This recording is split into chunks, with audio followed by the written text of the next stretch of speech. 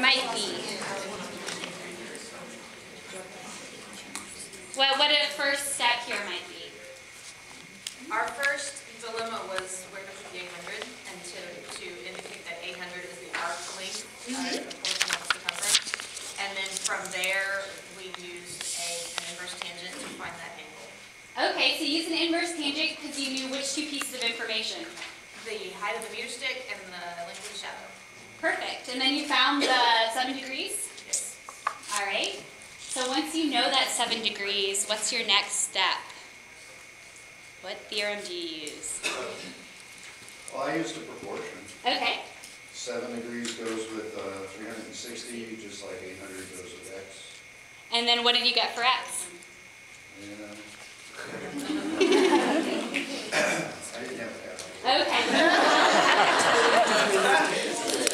That proportion will give you the circumference of the Earth, right? Because 800 kilometers is 7 degrees worth of the Earth. So we want to know what 360 degrees worth of the Earth is. So, but why is that second angle 7 degrees? Like we showed that angle up there, the top one is 7 degrees. Why is the bottom one 7 degrees? Well, parallel lines cut by transversal. Awesome. Parallel lines cut by a transversal. Now that's one of those concepts I feel like people are like, there is no use for this theorem, alternate interior angles. But look right here, it was used to solve one of the most important mathematical problems in our history. So that's an example from high school geometry. We're also going to be talking a lot about high school algebra, which kind of has a bad rap, much like geometry. So you can see this comic, God help us, what is x plus 3 times x squared minus 4? It says, after all these years, Bob's A in algebra finally pays off. And this controversy over whether algebra really is useful, whether it really does apply in real-world situations like this one, has become so prevalent that the New York Times in 2012 published a very important article about whether algebra is really necessary. You can see from this quote, the author is saying, why do we subject American students to this ordeal? I found myself moving towards the strong view that we shouldn't. Think of math as a huge boulder that we make everyone pull without assessing what all this pain accomplishes. Now, this is a very influential kind of opinion piece that came out in the New York Times, and this author actually used a lot of statistics about how algebra discourages people from high school graduation, from career paths, because it's so difficult and so abstract.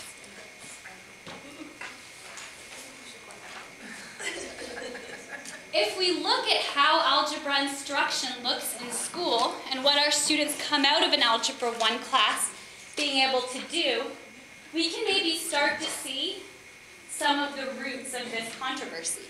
So this is a student, the work on the right is of a student who's finishing an Algebra 1 class. She's given this kind of traditional, very inauthentic word problem about the crawler. Its distance is given by y equals 4x plus 175, where x is the number of seconds the machine has been moving. In how many more seconds will the crawler be at a distance of 275 feet? And we can see she uses this kind of beautiful equation solving strategy, and she gets to the correct answer of x equals 25. But if we probe deeper into her understanding of something other than how to kind of flip these numbers around the way she was taught, we see where the problem is. She was asked what the 4 could represent in the equation that was given, and she said 4 could equal the amount of distance it's gone already. She was asked what the 175 could represent. 175 could equal the time it took for it to go 50. So we see that even if we are, and she was kind of the exception in her class in that she took well to the training of equation solving and was able to solve these equations very beautifully. But even if we train them to implement these procedures, if they don't understand the concepts, the underlying ideas of algebra, it's not a very useful skill.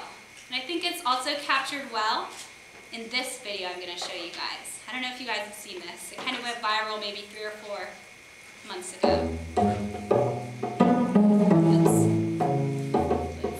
Let's switch the projection.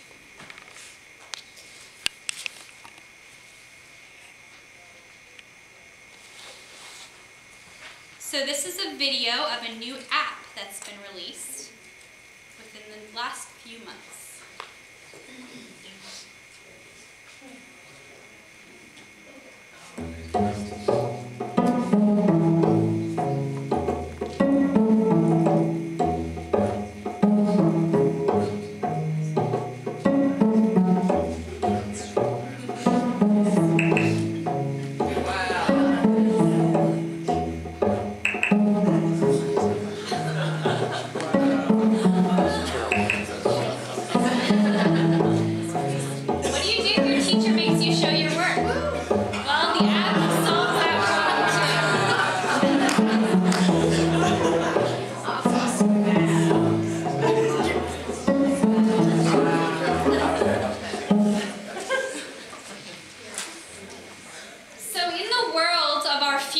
That we're apparently in as of 4 months ago, being able to do this and not understand anything about it is actually not at all useful. There's literally an app for that. So how do we get these students to make sense of algebra, to make sense of these secondary subjects that are so abstract? So as kind of a prod back to the New York Times 2 years later, there was this report, and this was just a very honest report, where they were talking about the funds generated by the movie The Interview. And the New York Times says they generated roughly $15 million in online sales and rentals. And that's what Sony Pictures said on Sunday. Sony did not say how much of that $15 million represented $6 digital rentals versus $15 sales. The studio said there were about 2 million transactions overall. So I think this writer was probably pretty embarrassed after he got comments like this one. If you guys know Dave Mayer, he's a really famous secondary math teacher. He said, "So glad the New York Times found an answer to their question from 2012. Is algebra necessary?" Because this question can be solved with a system of equations.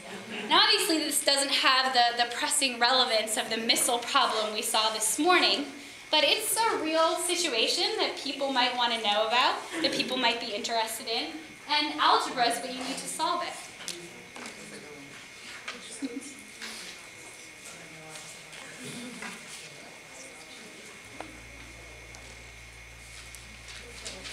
Alright, so from all this, I would say that rather than abandoning entire math courses like algebra altogether, maybe what we really need to do is learn how to teach them better. And the way that we can start to understand how to teach these courses better is by looking towards research studies. And the reason we need research studies is that many of the innovations and principles that educators believe are effective, that curriculum developers believe are effective, that administrators believe are effective, actually don't stand up to research studies that study their effectiveness. One really good example is learning styles.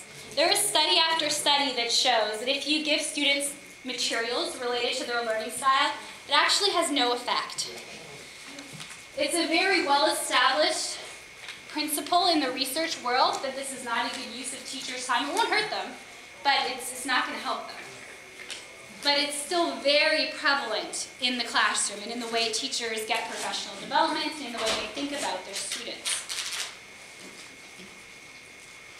And in addition, even if we have a principle that's a good principle, there are ways to do it well and there are ways to just wreck it, like we saw with our real-world situations. So research tells us how something should be implemented and how it might function differently for different groups of students in different contexts. All right, so this is probably the most famous study about secondary mathematics in real-world situations, and I want you to see if you can predict the results. So this study has been replicated lots and lots of times with students from lots of backgrounds, various age groups. So they give students 3 kinds of problems. They're either given equations where they're asked to solve for x. X times 6 plus 66 equals 8190 is an example. Or they're given word equations. So there's no real-world context here, but there's words. Starting with some number, if I multiply it by 6 and then add 66, I get 8190. What number did I start with? And then there's the contextualized problem. And Ted got home from his waiter job, he multiplied his hourly wage by 6 hours, he added his tips, and he got his total. How much does he make per hour? So I'm going to turn to someone sitting near to you. Which do you think was easiest, and which do you think was hardest? Middle one tells them exactly what to do. It does. But I don't know if I think it's your name makes it harder. it is. The story? Because you have to figure out. You can't just pull up.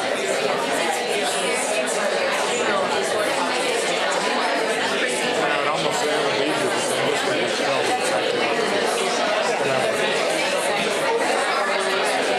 No, you're right. The story problem, they just tell them, put yourself in the situation. How would you do that? And maybe it even helps to put in numbers in place of it. So they can kind of see it if you tell them the numbers. And what if